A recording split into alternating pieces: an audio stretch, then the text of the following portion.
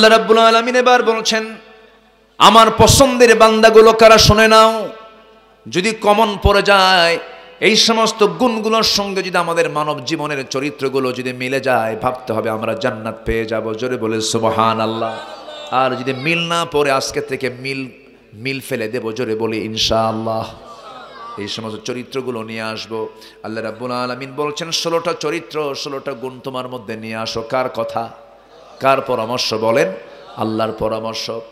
আল্লাহ রাব্বুল আলামিন বলেন, ওয়াইবাদুর রাহমানিল্লাযীনা ইয়ামশুনা আলাল আরদি হাওনাও ওয়া ইযা খাতাবাহুমুল জাহিলুনা ক্বালু সালামা والذين يبيتون لربهم سجدا وقياما والذين يقولون ربنا اصرف عنا عذاب جهنم إن عذابها كان غراما إنها ساءت مستقرا ومقاما জোরে বলুন আল্লাহু আকবার।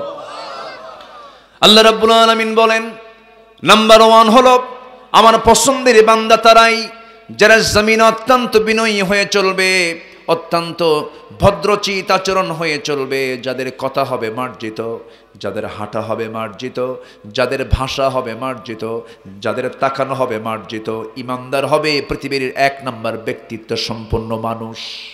কি ঠিক কি না? ইমানদার হবে, শাখসিয়াতে ভরা একজন মানুষ, ব্যক্তিত্বওয়ালা মানুষ। ইমানদার ব্যক্তি কখনো ব্যক্তিত্বহীন হতে পারে না। বিনয়ী হয়ে চলবো আমরা। কিন্তু অহংকারে কিছু কিছু বান্দা দেখবেন, ক্ষমতা পেয়েছে অহংকার করে, মামলার হুমকি দেখায়। আছে না নাই? ক্ষমতা আছে, ক্ষমতার বড়াই করে, টাকা পয়সা আছে বড়াই করে, চেহারাটা একটু সুন্দর, বুঝায় আমার মতো সুন্দর আর কি আছে, রাস্তায় যখন হাঁটে বুঝায় আমি একখান মাল। এরকম আছে না নাই? আছে। কিন্তু কিচ্ছু না। এই চেহারার বড়াই করে লাভ কি? এই সম্পদের বড়াই করে লাভ কি? এই ক্ষমতার বড়াই করে লাভ কি? ফেরাউন বড়াই করেছিল, আল্লাহ পাক তাকে পানিতে চুবায় মেরেছেন। 16 বছর খুব মাস্তানি করেছিল, পালায়া হুঁশ পায় নাই। ঠিক কিনা? পালায়া হুঁশ পায় নাই। আমাদের কিছু কথা বলা দরকার তো। আমরা কি অত্যাচার কম সহ্য করেছি? এই মাহফিলগুলো হতো, এখন করতে দেয় নাই তো। এই মাহফিলগুলোর উপরে অণুবীক্ষণ যন্ত্র রাখতো, অণুবীক্ষণ যন্ত্র। মঞ্চ উঠতাম, মঞ্চ ওঠার আগে সব আতিপাতি নেতাগুলো সব দখল করে ফেলতো। চেয়ারগুলো ওরা দখল করে নিয়ে বক্তাকে মাঝখানে বসায় ওরা কিরামন কাতিবিন হয়ে বসে থাকত, কথা বলতে দেয়নি। সম্মানিত বন্ধুগণ, মাহফিল কমিটি এত টেনশনে থাকতো, থানায় গিয়ে বসে বলতো, স্যার অনুমতি দেন। স্যার বিড়ি খাইতো আর বলতো অনুমতি হবে না। আমি কি ভুল বলতেছি? ভুল বলতেছি আমি? সময়ের পরিক্রমায় এখন সেই থানা থেকে কমিটিকে ফোন দিয়ে, উল্টা ফোন দিয়ে বলে, কিছু লাগবে কি স্যার? এই হলো চিত্র। এটা কে করে দিয়েছেন? আসতে বলবেন না, কে করে দিয়েছেন? আমাদেরকে বলে কোনো প্রোটোকল লাগবে কি? বাংলো কি খুলে দেব? বাংলো খুলে দেই? কিছু লাগবে কি? কি লাগবে স্যার? স্যার করতেই সময় চলে যায়। আমরা বলি আমরা ক্ষমতার বড়াই করি না, আমাদের সামনেও কিছু লাগবে না, পরেও কিছু লাগবে না, আমাদের আল্লাহ যথেষ্ট। আমাদের কে যথেষ্ট? আল্লাহ। সাইয়েদনা ওমর ফারুক রাদিয়াল্লাহু তাআলা আনহু একদিন দেখেন, প্রথম খলিফা সাইয়েদনা আবু বকর সিদ্দিক রাদিয়াল্লাহু তাআলা আনহু তিনি কি করছেন? তিনি পায়ে হেঁটে হেঁটে, খালি পায়ে, নগ্ন পায়ে হেঁটে হেঁটে তিনি মদিনার অলিগলি ঘুরছেন। ওমর ফারুক দেখে তাকে লক্ষ্য করে বলেন, আমিরুল মুমিনিন, এই পাথরওয়ালা রাস্তা, খালি পায়ে হাঁটতেছেন, চামড়া ফেটে রক্ত বের হয়ে যাবে, আপনি অসুস্থ হয়ে পড়বেন, খালি পায়ে হাঁটেন কেন? সাইয়েদনা আবু বকর বলেন, ও আমার ভাই ওমর, আমি খালি পায়ে এই জন্য হাঁটি কারণ অনেক রাত হয়েছে।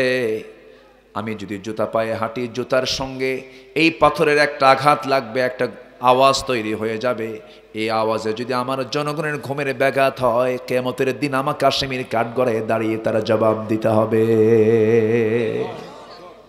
কি কথা বোঝা যায়? কি জবাব দিতে, কি বিনয়ী ভাব ছিল তাদের মধ্যে, অহংকার ছিল না। সাইয়েদনা আবু বকর যেদিন খেলাফতের দায়িত্ব নিলেন, তার আগ থেকে তারা এক প্রতিবেশী ছিলেন, বুড়ি মানুষ, চোখে দেখে না, স্বামী নাই, ছেলে নাই, মেয়ে নাই, দেখার মতো কেউ নাই। ওই একজন বুড়ি মহিলার ঘরে তিনি প্রত্যেক রাত্রিতে যেতেন। তারা কাপড় চোপড়গুলো ধুয়ে দিতেন, রান্না বান্না করে দিতেন, খাবারগুলো যোগান দিয়ে দিতেন। প্রত্যেক রাত তিনি এই ডিউটিটা পালন করতেন। যেদিন তিনি খেলাফতের দায়িত্ব পেয়েছেন সেই দিনও খেদমত করেছেন। ওমরে ফারুক এসে বলছেন, আমিরুল মুমিনিন, এই কাজগুলো আপনার কি এখন করার সময় আছে নাকি? তাও তিনি জানতেন না কে করে। একদিন সাইয়েদনা ওমরে ফারুক কোন এক রাত্রে গিয়ে দরজায় নক করে বলছেন, বুড়িমা, আমি আপনার খেদমত করতে এসেছি, আপনার খেদমত লাগবে নাকি? ভিতর থেকে জবাব দিচ্ছে, একজন খেদমত করে থুয়ে চলে গেছে। উনি অবাক হলেন, এই মদিনায় কোন যুবক আছে, আমি তাকে অবশ্যই খুঁজে বের করব। পরপর 3টা রাত তিনি ওই দরজার কাছে দাঁড়ায় থাকেন, দেখি এই রাত্রিবেলা কে আসে। প্রথম 2 রাত ধরতে পারেন না, তৃতীয় রাত্রে দেখেন চট করে খালি পায়ে কে যেন ভিতরে ঢুকলো। তিনি অপেক্ষার প্রহর গুনলেন। হঠাৎ করে তিনি খেদমত করে যখন আবার বের হতে নিয়েছেন, পিছন থেকে চট করে হাত ধরে দেখেন কেউ না, সাইয়েদনা আবু বকর সামনে দাঁড়ানো। সাইয়েদনা ওমর ফারুক কেঁদে ফেলে বলছেন, সব কাজ আপনি করবেন, আমরা করব কি? এবার তিনি বলছেন, আবু বকর বলছেন, ও আমার ভাই ওমর, হাশরের ময়দানে ওয়াতিদাল কুরবা হাক্কাহু, এই প্রশ্ন যদি আল্লাহ করেন আমি জবাব দেব কেমনে? কারণ আমার আমল নামা নিয়ে আমাকে উঠতে হবে। ওমর 2টা বছর একটানা খেদমত করলেন। সাইয়েদনা আবু বকর দুনিয়া থেকে বিদায় নিলেন। মহিলা বেঁচে আছে, কিন্তু মহিলা জানেন না সাইয়েদনা আবু বকর ইন্তেকাল করেছেন। খেলাফতের দায়িত্ব পেলেন দ্বিতীয় খলিফা ওমর ফারুক রাদিয়াল্লাহু তাআলা আনহু। 2 নম্বর খলিফা কে বলেন? 2 নম্বর খলিফা কে? আরো জোরে বলেন। ওমর। বহুদিন আগে এক মাহফিলে বললাম, ওমরে ফারুককে চিনেন কে? সামনে থেকে এক ছেলে বলে, হুজুর আমি চিনি। কে? আমাদের বাড়ির দোতলায় ভাড়া থাকে। আমাদের বাড়ির দোতলায় ভাড়া থাকে। তো বললাম, তুমি 100-তে 100 পাইছো কেন? তোমার বুদ্ধি যদ্দূর, তোমার উত্তর তদ্দূর। এই মাহফিল অনেক ছোট্ট ছোট্ট বাচ্চারাও আছে, আলহামদুলিল্লাহ। একটা লোককে উঠতে দেখি না, আমার কাছে খুব আশ্চর্য মনে হচ্ছে এটা। আলহামদুলিল্লাহ, এত সুন্দর পিনপতন নীরব হয়ে বসে কত কোরআন শুনছেন, আলহামদুলিল্লাহ। ফজর হবে তো? ফজর নামাজ হবে তো? এটা যেন মিস না হয়। মিস হলে কিন্তু আল্লাহ আগে বক্তারে বলবে, বক্তাই দেখে তোর আগে তক্তা বানাই, এত রাত করলি কেন? ফজর নামাজ কাজা হলো। এই জন্য মাহফিলগুলো বেশি রাত করাও উচিত না। যাই হোক, আমি তো এখানে এসে বসেই ছিলাম প্রায় 25 মিনিটের মতো। একটু 25 মিনিট ওই সময় থেকে শুরু করলে একটু ভালো হতো, সময়গুলো অনেক চলে গেল। যাই হোক, আমি আছি, আমি আপনি থাকবেন তো নাকি? আপনি আমাকে সময় দিচ্ছেন তো? আমার কোনো সমস্যা নাই, আলহামদুলিল্লাহ। সাইয়েদনা ওমর ফারুক রাদিয়াল্লাহু তাআলা আনহু প্রথম খলিফার ইন্তেকালের ওই দিনই রাত্রে চলে গেছেন ওই মহিলার বাড়িতে। ওই মহিলার বাড়ি থেকে দরজায় নক করেছেন। মহিলা ভেবেছেন মনে হয় আবু বকর এসেছে। দরজা খুলে দেওয়া হলো।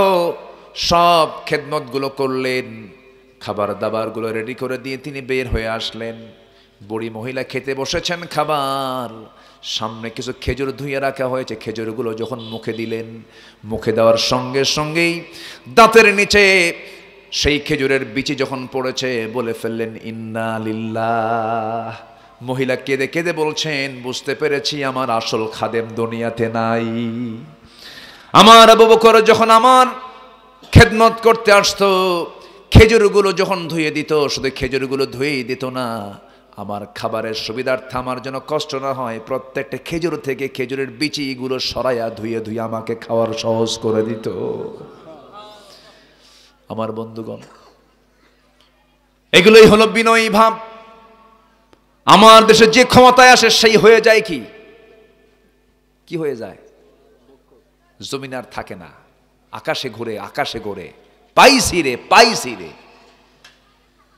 ফেরাউন থেকে শিক্ষা নিন, নমরুদ থেকে শিক্ষা নিন। আমার দেশেরও একটা লেডি ফেরাউন ছিল, এর থেকেও শিক্ষা নিন, ঠিক কিনা? কি কষ্ট পাচ্ছেন নাকি আপনারা? 2018 সালে হঠাৎ করে আমার বাড়ি ঘেরাও দিল নির্বাচনের আগ দিয়ে, 250 পুলিশ। আমি তো বিশাল বড় সন্ত্রাসী, তাই না? ঘেরাও কইরা আমারে পুলিশ ডাক দিয়ে বলে, হুজুর চলেন। কোথায়? থানায়। কেন? চা খাবেন। কি এতগুলো মানুষ আমার ধরতে আসছেন কেন? হুজুর একটু মোহাব্বত করে ধরতে আসছে। চলে গেল, বসলাম। ওসি সাহেব আমারে দেখে চোখের পানি ফেলে ফেলে কান্দে। বললাম, ওসি সাহেব কান্দেন কেন? হুজুর আমি আপনার খুব ভক্ত, কি বলবো, পারলাম না তো। তো ভক্ত তো ধরছেন কেন? বলে যে হুজুর ধরতে চাইতাম না, কিন্তু উপায় নাই তো, উপর থেকে চাপ। আর এদিকে কি করবেন, বউ বাচ্চা আছে, চাকরি বাঁচান তো ফরজ। আমি বললাম ইমান বাঁচান তো নফল। ধরে আরো নতুন কিছু মামলা যোগ কইরা কোর্টে চালান দিয়ে দিল। কোর্টের জজ আমার দিকে তাকায়া জামিন নামঞ্জুর দিয়ে আমারে জেলখানায় পাঠায় দিল। ঢুকলাম জেলখানায়, তো ঢোকা মাত্রই দেখি এক বুড়ো চাচা জেলখানার গেটে দাঁড়ানো। আমাকে দেখে লম্বা একখান সালাম দিয়ে বলে, হুজুর আপনি জেলখানায় ঢুকলেন, খুব খুশি হলাম। তো বললাম, জেলখানায় ঢুকলাম আমি, আপনি খুশি হলেন কেন? হুজুর খুশি হব না, মাহফিলে যাই, কত দূর থেকে আপনাকে দেখি, এত শখ হয় একটু মুসাফা করব, কথা বলবো, চান্সই পাই না। কত সুন্দর কাছে এসে ধরা দিলেন, দোয়া করে আপনি জেলখানায় থাকেন। মুরব্বিটি একটু মুখ ফোটা মানুষ, ওই মানে ঠোঁট কাটা মানুষ। আমি বললাম, আপনি বুড়া বয়সে শীতকালে, তখন নভেম্বর ডিসেম্বর চলে, 2018 সাল। বললাম, আপনি এই বুড়াকালে জেলখানায় কেন, শীতের ভিতরে নাতিপুতি থুইয়া? তো বলে, বাবা বোমা হামলা, বোমা হামলা। কেন? আমার নামে মামলা দিয়েছে বোমা, আমি নাকি বোমা নাকি মারছি। কোথায়? বলো তো বাবা, এই বুড়া হাতে, এই হাতে যদি আমি বোমা মারতে যাই, বলো তো লক্ষ্যে পৌঁছবে না আমার মাথায় পড়বে? এগুলি হয়েছে 16 বছর। ঘটনা 71, সে 71-এর ঘটনার সাক্ষী হলো 76-এ জন্ম নেওয়া মানুষ। তাহলে চিন্তা করেন, 76 সালে যদি সে জন্ম নেয়, সে 71 দেখলো কেমনে? রুহের জগৎ থেকে দেখছে। আমি কি ভুল বলতেছি? এগুলি হয়েছে। সব ফরম্যাট তারা সেট আপ দিয়ে নিরপরাধ মানুষগুলোকে শেষ করে দিয়েছে রাষ্ট্রীয় হত্যার মধ্য দিয়ে। প্রতিটি অন্যায়ের বিচার বাংলার জমিনে হওয়া দরকার। বিনয়ী হলে পরে এরকম হতো না। অহংকার, কি বলেন তো, কি অহংকার? আল্লাহ বলছেন বিনয়ী হও। এক, বিনয়ী কেবল, কিন্তু 16টা পয়েন্টের একটা বললাম। নুরু, ওয়াজ কি শেষ না শুরু? কি সাহস আছে তো? বলেন তো, এই ওয়াজ কি 3 দিনও শেষ হবে? মনে তো হয় না, অনেক কথা। ও চা দিচ্ছেন মানে ওয়াজ লম্বা করেন না? ওরে সালাক তো কম না দেখি। একটু জিকির করি, লা ইলাহা, আরো জোরে, লা ইলাহা সুবহানাল্লাহ আলহামদুলিল্লাহ।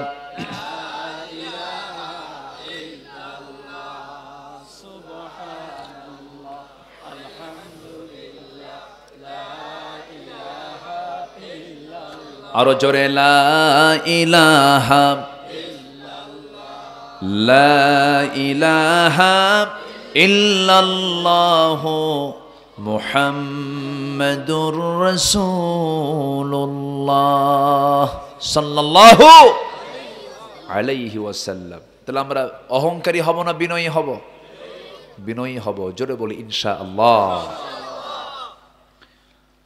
নাম্বার 2 হলো, وَإِذَا خَاطَبَهُمُ الْجَاهِلُونَ قَالُوا سَلَامًا।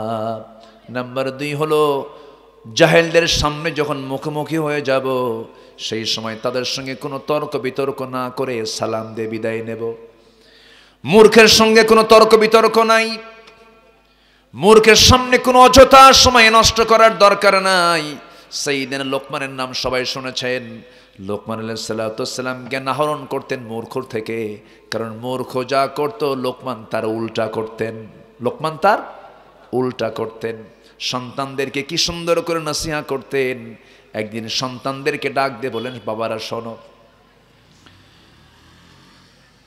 সুন্দর করে নসিহত করলেন, শ্রেষ্ঠ খাবার খাবা, শ্রেষ্ঠ বিছানায় থাকবা, শ্রেষ্ঠ রাজপ্রাসাদে অবস্থান করবা। সন্তানরা হাসি দিয়ে বলে, বাবা দিন এনে দিন খাই, কেমন তেমন চলে না, আপনি শ্রেষ্ঠ খাবার কেমন করে খাবো, শ্রেষ্ঠ বিছানা কেমন করে পাবো, শ্রেষ্ঠ প্রাসাদ কেমন করে পাবো। সাইয়েদনা লোকমান বলছেন, আমার কলিজার টুকরা সন্তানরা, শ্রেষ্ঠ খাবার মানে হলো তোমরা অধিক পরিশ্রম করবে, বেশি বেশি পরিশ্রম করবে। বেশি বেশি পরিশ্রম করলে পরে তোমার যে ক্ষুধার সৃষ্টি হবে, সেই সময় তুমি যে খাবারটাই খাবে সেই খাবারটাই হবে শ্রেষ্ঠ খাবার। সুবহানাল্লাহ। পরিশ্রমের শিক্ষা দিলেন। শ্রেষ্ঠ বিছানায় ঘুমাবে। শ্রেষ্ঠ বিছানায় ঘুমানো মানে অক্লান্ত পরিশ্রমের পর যখন তোমার ক্লান্তি চলে আসবে, বিছানার সুন্দরে কিন্তু ঘুম হয় না, কিন্তু যদি পরিশ্রমের শরীর নিয়ে যদি ঘুমায়া যাও, সেটা যদি মাটিতেও হয়, সেই ঘুমটা হয়ে যায় সবচাইতে শ্রেষ্ঠ বিছানার ঘুম। জোরে কোন সুবহানাল্লাহ। নাম্বার 3, শ্রেষ্ঠ প্রাসাদে থাকবে মানে হলো আমার কলিজার টুকরার সন্তানরা কোনো মানুষকে কষ্ট দিয়ে চলবা না, কষ্ট দিয়ে কথা বলবা না, সুন্দর মুআমালাত করবে। মানুষের মনের জগৎকে তুমি দখল করে ফেলবে। মানুষ যখন মনের জগৎকে দখল করতে পারে, এর চাইতে বড় প্রাসাদের জমিনে আর নাই। মনের প্রাসাদে মানুষের জায়গা দখল করে নেবে। কি সুন্দর করে নসিহত করেছেন সাইয়েদনা লোকমান আলাইহিস সালাম। আল্লাহ রাব্বুল আলামিন তার নামটা কেন দিলেন, তার প্রসঙ্গ কেন আনলেন? এই পৃথিবীতে সকল বাপকে কার মতো হতে বলেছেন? লোকমানের মতো হতে বলেছেন। তোমরা লোকমানের মতো বাপ হও। কার মতো বাপ হও? লোকমানের মতো বাপ হও। সাইয়েদনা লোকমান আলাইহিস সালামের ব্যক্তিগত 9টা গুণ ছিল। নাম্বার 1 হলো দৃষ্টিকে তিনি নিম্নগামী রাখতেন। নাম্বার 2 হলো মুখ বন্ধ রাখতেন, মুখে বেশি কথা বলতেন না। নাম্বার 3 হলো হাল জীবিকায় সন্তুষ্ট ছিলেন। নাম্বার 4 হলো লজ্জাস্থানকে তিনি সংরক্ষণ করেছেন। নাম্বার 5 হলো সত্য কথায় অটল ছিলেন। নাম্বার 5 হলো অঙ্গীকার পূর্ণ করতেন। নাম্বার 7 হলো মেহমানকে সম্মান করতেন। নাম্বার 8 প্রতিবেশীর হক আদায় করতেন। নাম্বার 9 হলো অপ্রয়োজনীয় কথা কাজ পরিহার করতেন। তিনি মাঝে মাঝে বলতেন, আল্লাহ পাক আমাকে এত মর্যাদা দিয়েছেন, এই মর্যাদার অন্যতম কারণ হলো অপ্রয়োজনীয় কথা কাজ থেকে আমি লোকমান সবসময় দূরে থাকি। জোরে বলেন সুবহানাল্লাহ। লোকটা ছিলেন ধলা না কালো? কালো ছিলেন, খাটো ছিলেন, ঠোঁট মোটা ছিল, মাথার চুলগুলো খাড়া ছিল, পায়ের গোড়ালি পর্যন্ত ফাটা ছিল, দেখতে সুন্দর ছিলেন না। কিন্তু লোকমানকে আল্লাহ রাব্বুল আলামিন এত সুন্দর করে চুজ করলেন। আমার আপনার ওয়াজ একদিন হেরে যাবে, কিন্তু লোকমানের ওয়াজ কোনোদিন হারাবে না, কারণ কোরআনে তার ওয়াজ আল্লাহ পাক তুলে দিয়েছেন। ওয়াহুয়া ইয়াইদুহু, তিনি ওয়াজ করছেন সন্তানকে, ইয়া বুনাইয়া। তার ওয়াজ ছিল আউটডোর না ইনডোর? ঘরের মধ্যে সন্তানদেরকে নসিহত করেছেন। আল্লাহু আকবার বলেন। তিনি ওয়াজ করেছেন 13টা। কয়টা ওয়াজ করেছেন? 13টা। 13টা উপদেশ দিয়েছেন। রেকর্ড হয়ে যাচ্ছে, সবাই শুনে নেন, মাথায় রাখবেন। ওয়াজগুলো বাড়িতে বাড়িতে প্রত্যেক বাবা মা করবেন। নাম্বার ওয়াজ হলো সন্তানকে বলবেন শিরিক করো না। নাম্বার 2 হলো পিতামাতার সেবা করো। নাম্বার 3 হলো বাবা মা ইসলাম বিরোধী হলে পরে সেই কথা তুমি শুনতে যেও না, কিন্তু সুন্দর আচরণ করবে। নাম্বার 4 হলো ইসলাম বিরোধী হলেও বিনয়ী হবে, মানবিক হবে, বাপ মার সঙ্গে খারাপ আচরণ করবে না। নাম্বার 5 হলো সন্তানকে আল্লাহর বরত্ব প্রকাশ করবে। নাম্বার 6 হলো ইয়া বুনাইয়া আকিমিস সালাতা ওয়া'মুর বিল মা'রুফি ওয়ানহা আনিল মুনকার ওয়াসবির আলা মা আসাবাকা ইন্না যালিকা মিন আজমিল উমুর। নামাজ কায়েম করবে, সৎ কাজের আদেশ দেবে, অসৎ কাজের বাধা দেবে। নাম্বার 9 হলো বিপদে ধৈর্য ধারণ করবে। নাম্বার 10 হলো অহংকার করবে না। নাম্বার 11 হলো দম্ভ ভরে চলাফেরা করবে না। লা তামশি ফিল আরদি মারাহা। এরপরে সর্বশেষ 12 নম্বর হলো চলাফেরায় মধ্যম পন্থা অবলম্বন করবে। সর্বশেষ হলো তোমার কথার আওয়াজকে বড় আওয়াজ করবে না, কারণ ইন্নান কারাল আসওয়াত লা সাউতিল হামির, সবচাইতে বড় আওয়াজে কথা বলে হলো গাধা। কি সুন্দর করে 13টা নাসিহা করেছেন। এই 13টা নাসিহা যদি ঘরে ঘরে চালু হয়ে যায়, এর বাস্তবায়ন যদি হয়ে যায়, সূরা হুজরাতের 10টা হুকুম যদি সমাজের প্রত্যেকটা ঘরে ঘরে চালু হয়ে যায়, লোকমান এবং সূরা হুজরাত এই সমস্ত সূরাগুলো যদি পরিবারে সবাইকে শিখে দেওয়া হয়, এই জাতি হবে গোটা পৃথিবীর মধ্যে শ্রেষ্ঠ ভদ্র আদর্শ জাতি। ঠিক কি না?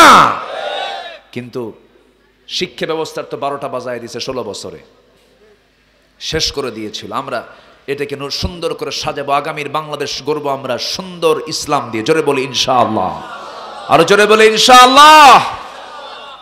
সম্মানিত ভাইয়েরা, আমরা লোকমানের মতো বাবা হব, দাউদের মতো পরিশ্রমী হব, মরিয়মের মতো ধৈর্যশীলা হব, রহিমার মতো প্রতিভক্তা, আয়েশার মতো শিক্ষিতা, খাদিজার মতো নবীভক্ত, সুলাইমানের মতো ন্যায়বান শাসক, মুসার মতো সাহসী, নূহের মতো ধৈর্যশীল দায়ী, ইউনুসের মতো বিপদে অধিক জাকির হব, অসুস্থকে নিয়ামত মনে করব, আদমের মতো পারিবারিক রক্ষণশীল হব, ইউসুফের মতো পবিত্র জীবনযাপন করব, জেলে যাওয়ার প্রস্তুতি নেব, আসিয়ার মতো হকের পক্ষে অনড় থেকে নিজের জীবনকে কোরবান করে দেব, আবু বকরের মতো দৃঢ়চেতা হব, ওমরের মতো সাহসী হব, ওসমানের মতো দানশীল হব, আলীর মতো লড়াকুল সৈনিক হয়ে বাতিল শক্তিকে পরাজিত করে জমিন আল্লাহর দিন কায়েমের চূড়ান্ত আন্দোলনে শামিল হব। আল্লাহ কবুল করুন, আল্লাহ কবুল করুন, আল্লাহ কবুল করুন। কষ্ট পাচ্ছেন? ফজর হবে তো? হ্যাঁ, নামাজ হয় তো? কারা ফজর পড়বেন দেখি, একটু এখন জরিপে আসি। জোরে বলি ইয়া আল্লাহ, আমাদেরকে ফজর, জোহর, আসর, মাগরিব, ইশা 5 ওয়াক্ত সালাত আদায় করার তৌফিক তুমি আল্লাহ দিয়া দাও। জোরে বলি আমিন, আরো জোরে আমিন, আরো জোরে আমিন। বাড়িতে সবার বউ আছে না নাই?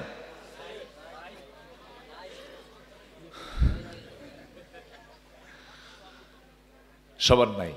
যাদের নাই তারা তো এই শীতে সময় কাটান খুব মুশকিল। ও দেখেন জোরে খুঁজে, ঠিক মানে বিয়ে দরকার। রসুল খুব মজা করতেন এরকম করে। এক সাহাবী এসে মন খুব খারাপ নবীর সামনে বসে আছেন। রসুল বলেন, এই সাহাবী মন খারাপ কেন? কুজুর বিয়ে হয় না। সুবহানাল্লাহ বলবেন না? রসুল তো মজার ছিলেন। কুজুর বিয়ে হয় না কেন? মেয়ে দেখতে যায় কিন্তু আমার কেউ পছন্দ করে না। রসুল বললেন, কেন? বিয়ে হবে তোমার? কুজুর আমি বহু দেখেছি, আপনি দায়িত্বটা নেন। রসুল বলেন, বিয়ে করবা তুমি? হ্যাঁ। অমুক বাড়িতে একটা মেয়ে আছে খুব সুন্দর, তুমি তো কালো, যাও প্রস্তাব দাও। তিনি বললেন, হুজুর আমি নিজে বলতে পারবো না, আপনি একটু লিখিত করে দেন। সুন্দর করে তিনি একটা রেসালা দিলেন, চিঠি দিলেন। সেই চিঠিখানা ভাঁজ করে সেই সাহাবী মেয়ের বাবার কাছে গিয়ে বলছেন, ইবনে ওহাব এই যে চিঠিটা পড়ো, তাড়াতাড়ি ব্যবস্থা করো। কথা বলছেন তো চিঠি খুলেই দেখেন রেসালাতুন আযীমা, সম্মানজনক চিঠি রসুল পাঠিয়েছেন। খুব খুশি হলেন রসুল, আমার মেয়ে কিনে চিন্তা করেন, খুব খুশি। বললেন, আমার মেয়ে তো অনেক সুন্দরী, তুমি তো কালো, আমার কোনো আপত্তি নেই, দেখি আমার মেয়েটা কি বলে। ভিতরে চলে গেছেন বাপ, মেয়েকে বলছে, মা রসুল তোমার জন্য একটা ছেলে পাঠিয়েছেন, ছেলেটা কালো। মেয়েটা কেঁদে কেঁদে বলছে, বাবা সব শুনেছি, দেওয়ালের আমি কান পেতে সব শুনেছি। চোখের পানি দেখে বাপ বলতেছে, মা তোমার মনে হয় পছন্দ হয় নাই, বিয়ে দেব না। মেয়েটা আরো কান্দে বলছে, বাবা বুঝতে ভুল করেছ, এই জাগতিক জীবনে আমারও যদি কোনো বিয়ে হয়, নবীর পছন্দ করা সেই কালো ছেলের সাথেই বিয়ে হবে। কি কথা বোঝা যায়? কিছু কিছু মহিলা আছে একটু চেহারাটা সুন্দর, চামড়াটা একটু সাদা, বউটা একটু কালা, স্বামীটা একটু কালা, বউটা একটু ধলা। অহংকার আছে না? আস্তে অহংকার আছে না নাই? একটু অহংকার দেখায়, মাঝে মাঝে রাগ উঠলি কয়, তোমার সঙ্গে যে আমার বিয়ে হয়েছে তুমি কি একটু চিন্তা করো কার সঙ্গে কি হয়েছে? একটু আয়না একটু চেহারা দেখো তো, একটু মিলায় দেখো তো, তোমার সঙ্গে যে আমার বিয়েটা হয়েছে তোমার 14 গোষ্ঠীর কপাল। এরকম খোটা মারা আছে না নাই বলেন তো? আছে। চেহারার বড়াই করে কি করবেন? সুন্দর করে দেন কে? কালো করেন কে? ধলা করেন কে? লম্বা করেন কে? খাটো করেন কে? দোষটা কার? আল্লাহর। ফয়সালা কার? আল্লাহ। আল্লাহর ফয়সালা এটা, মন খারাপ করা যাবে না। আবার অনেকের বউ একটু কালো হয়েছে, স্বামীটা বউ বিয়ের শাদী করছে, বিয়ে হয়ে গেছে, 3-4 দিন যাওয়ার পর বউটা একটু কালো, মনটা খারাপ। বন্ধু বান্ধব বলে, এই তোর মন খারাপ কেন? নতুন বিয়ে করলে মন খারাপ কেন? মুখটা কালো করে বলে, লিটনের বউ দেখতে কত সুন্দর, আমার বউটা কালো, দেখেন নজর গেছে লিটনের বউয়ের দিকে। নাউজুবিল্লাহ বলবেন না?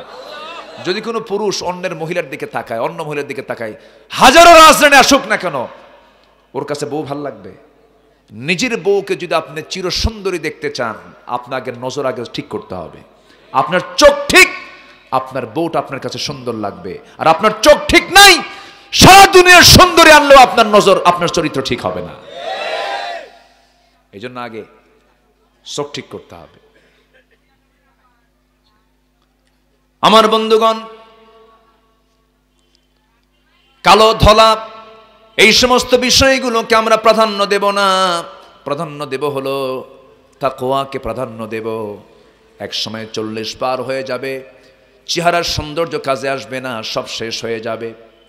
আমার বন্ধুগণ, এই জন্য আমরা তাকওয়াটাকে প্রাধান্য দেব। জোরে বলি ইনশাআল্লাহ।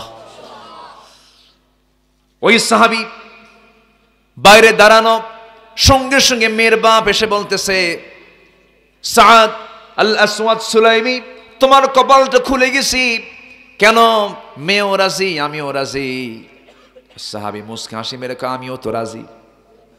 দৌড় মেরে নবীর কাছে গিয়ে বলছে, হুজুর আজকে কাম হয়েছে। কি হয়েছে? রাজি, মেয়ে রাজি, মেয়ের বাপও রাজি, আমিও রাজি, তাড়াতাড়ি বিয়ে করান। যে পুরুষ বিয়ে করার জন্য অস্থির হয়, সেই পুরুষটা, সে যে যুবকটা বিয়ে করার জন্য অস্থির হয়ে যায়, সে হলো চরিত্রবান। আর যে যুবক যৌবন আসার পরও বিয়ে করতে চায় না, ও বাইপাস মারে, বদমাইশ। কি কথা কি ক্লিয়ার? এটা বাপ মাকে বুঝতে হবে, এই পালস বাপ মাকে বুঝতে হবে। যদি আপনার ছেলে বিয়ের কথা না বলে, ভাববেন যে ও কোন একটা কিছু করতেছে। এটা একটা চাহিদা, এটা একটা যৌবনের চাহিদা আছে। প্রত্যেক বাপ মাকে সচেতন থাকা দরকার এই বিষয়ে। যুবকরা মনে হয় আমার ওয়াজে মনে হয় অসন্তুষ্ট হচ্ছে নাকি? কি বলবো? এগুলো বলে দেব?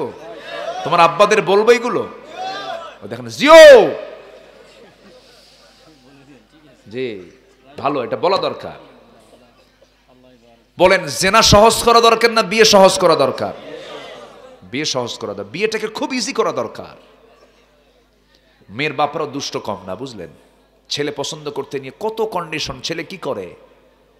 কি পড়াশোনা শেষ হয়েছে, কি পাস, মাস্টার্স, কি করে, চাকরি করে, কি সরকারি, হবে না, বেতন কম, কে বিদেশের ব্যবসা আছে, ও ভালো, কোন দেশের সিটিজেন আছে, কে আমেরিকা, অফিস কোথায়, গুলশানে আছে, আর মঙ্গল গ্রহে অফিস আছে। কোন গ্রহে? মঙ্গল গ্রহ। দুনিয়ার সব দেখেও তার খুশি না, একটা বারের জন্য বলে না যে ছেলে পছন্দ করছে এই ছেলেটা আল্লাহওয়ালা কিনা। আমি কি ভুল বলছি? আমি কি ভুল বলছি? মেয়েদের রুচিও নষ্ট হয়ে গেছে। মেয়েরা এমন ছেলে পছন্দ করে, মাথার চুলের সাইজ বাইজ নাই, মুখের দাড়ি হলে বলে ও তো সাসা হয়ে গেছে, ওরা দিয়ে হবে না। বিকৃত রুচি হয়ে গেছে, রুচির একটা বিকৃতি চলে আসছে সমাজের, যেটা কিয়ামতের একটা আলামত। কোনো রুচি নাই, কোনো পছন্দ নাই। নতুন প্যান্ট কিনে আনে যুবকরা, দেখবেন মেয়েরাও, মেয়েদেরও পোশাক তো এক। এখন নতুন প্যান্ট পরে কিনে আনে, 8,000 টাকা দাম প্যান্টের, হাঁটু ফাটা। কি ফাটা? হাঁটু ফাটা প্যান্ট।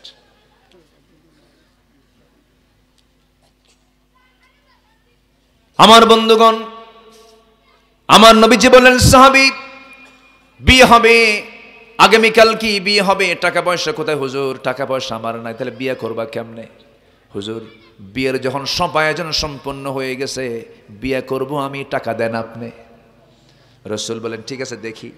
আমার নবীজি দুজন সাহাবীর কাছ থেকে 200-400 দিরহাম নিলেন। নু'মান 200 দিরহাম দাও, ওসমান 200 দিরহাম দিয়ে দাও।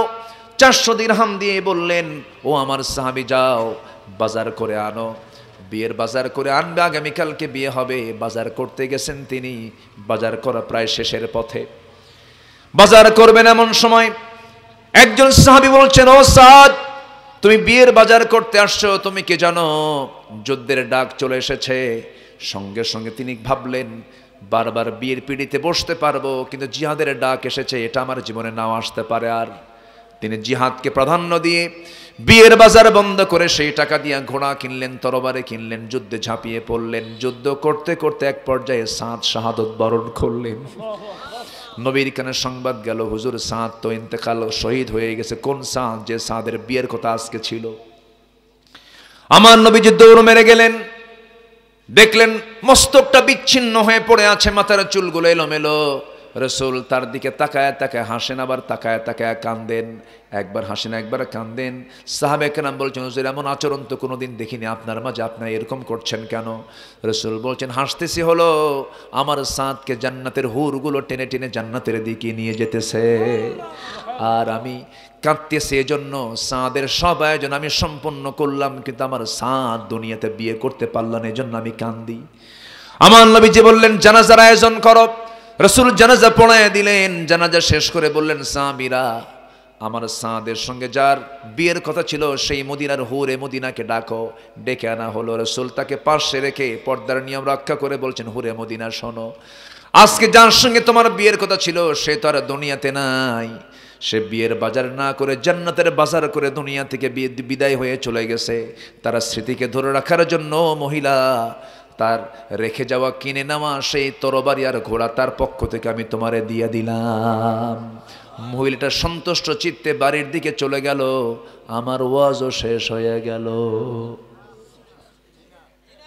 সুজ্জাদা ওয়া কিয়ামা। নাম্বার 3 হলো রাত জেগে জেগে যারা সেজদা এবং কিয়াম করবে, আল্লাহ পছন্দনীয় বান্দা হচ্ছে তারা। নাম্বার 4 হলো জাহান্নাম থেকে যারা বাঁচার আকুতি করবে। নাম্বার 5 হলো যারা অপচয় করবে না। নাম্বার 6 হলো যারা মিতব্যয়ী হবে। নাম্বার 7 হলো আল্লাহ ব্যতীত কাউকে যারা না ডাকে। নাম্বার 8 হলো হত্যা না করা। নাম্বার 9 হলো জিনা না করা, ওয়ালা ইয়াজনুন। নাম্বার 10 হলো ইল্লা মান তাবা ওয়া আমানা ওয়া আমিলা সালিহান ফাউলাইকা ইউবাদদিলুল্লাহু সাইয়্যাতিহিম হাসানাত। জোরে বলি আল্লাহু আকবার। যারা তওবা করবে। নাম্বার 11 হলো যারা ঈমান আনবে। ঈমান আনতে বলেছেন 1 নম্বরে না 11 নম্বরে। 11 নম্বরে 10টা জিনিস আগে নিয়ে আয় তোর জীবনের পরে ঈমান আন। কিন্তু আজকের সমাজে বহু ঈমানদার আছে, আগের 10টার একটাও করে না। আছে না নাই? আছে। নাম্বার 12 হলো নেক আমল করা। নেক আমল করার ফলাফল হলো ইবাদদিলুল্লাহু সাইয়্যাতিহিম হাসানাত। আল্লাহ পাক তার জন্য ওয়াদা করেছেন, আমি তার সমস্ত গুনাহগুলোকে সওয়াব দিয়ে পাল্টায় দেব। জোরে বলে সুবহানাল্লাহ। নাম্বার 13 হলো মিথ্যা সাক্ষী না দেওয়া। নাম্বার 14 হলো অনর্থক কথা কর্মকে এড়িয়ে চলা। নাম্বার 15 হলো পরিবার, স্ত্রী, সন্তানদের জন্য দোয়া করা। রব্বানা হাব লানা মিন আজওয়াজিনা ওয়া যুররিয়াতিনা কুররাতা আ'য়ুনি ওয়াজআলনা লিল মুত্তাকিনা ইমামা। এমন করে দোয়া করা। নাম্বার 16 হলো মহা পুরস্কার দিবেন আর একটা গুণ অর্জন করে, সেটা হলো ধৈর্য। সেটা কি বলেন? ধৈর্য। এই যে বসে আছেন, কি নিয়ে বসে আছেন? ধৈর্য নিয়ে বসে আছেন। ফজর নামাজ কষ্ট করে উঠবো, কি দরকার বলেন? ধৈর্য দরকার। রাগ উঠে গেছে, একজন আপনাকে গালি দিয়েছে, আপনি রাগ করলেন না, কি ধরলেন? ধৈর্য ধরলেন। বউটা একটু ডিস্টার্ব করছে, আপনি হাত তুললেন, কিন্তু হাত তুলে আবার হাতটা নামা নিলেন, কি করলেন? ধৈর্য ধরলেন। খুব রাগারাগি হচ্ছে, শয়তান শুধু বারবার বলছে তালাক দে। ওই সময় আপনি মুখে তালাক শব্দ না এনে চুপ মেরে বসে গেলেন, আর মুখে আনলাম না। এটার নাম কি বলেন? ধৈর্য। ঈমান আগে না ধৈর্য আগে? বলেন বলেন বলেন বলেন। ধৈর্য নাই আপনার ঈমান প্রশ্নবিদ্ধ হবে। নামাজ আগে না ধৈর্য আগে? ধৈর্য আগে। ধৈর্য আছে যার সব ঠিক আছে তার, ধৈর্য নাই যার কোনো কিছুই ঠিক নাই তার। এই জন্য ইস্তাঈনু বিস-সাবরি ওয়াস-সালাহ। আগে ধৈর্যের কথা বলেছেন, নামাজের কথা বলেছেন। নামাজের মধ্যে দেখবেন কিছু কিছু মুসল্লি মসজিদে গেলে গা চুলকায়, তাড়াতাড়ি নামাজ পড়ে না, ইমাম সাহেবের বিরুদ্ধে লাগে। আসে না নাই? এই যে তারাবির নামাজ সামনে রমজান মাসে আসতেছে, যে খতম তারাবির যিনি ইমাম যদি হাফেজ সাম নামাজটা লম্বা করে, কিছু কিছু মুসল্লি আছে একটু লম্বা নামাজ পড়লে পরে বলে আইলশা হাফেজ। কি হাফেজ? আলসা আলসা, অলস অলস, অলস হাফেজ না, না, যে হাফেজ লম্বা সময় এনে নামাজ পড়ে সেও আসল হাফেজ। আল্লাহু আকবার বলে। কিছু কিছু মুসল্লি আছে নামাজ লম্বা হলে পরে লোকমা দেয়, পিছন থেকে গলা ঝাড়া মারে, গলা ঝাড়া মারে। আছে না নেই বলেন তো? তাড়াতাড়ি শেষ করেন। বলেন ওর কি ধৈর্য আছে? ধৈর্য নাই। কিন্তু ওই নামাজটাই সবচাইতে সুন্দর বরকতের নামাজ, যে নামাজটা সবচেয়ে বেশি লম্বা হয়।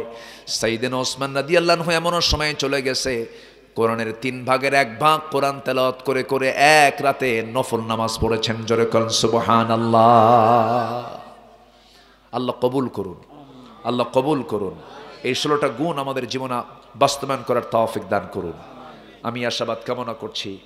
আমি আর আলোচনাকে বাড়াবো না, যতটুকু হয়েছে আমরা বলি আলহামদুলিল্লাহ।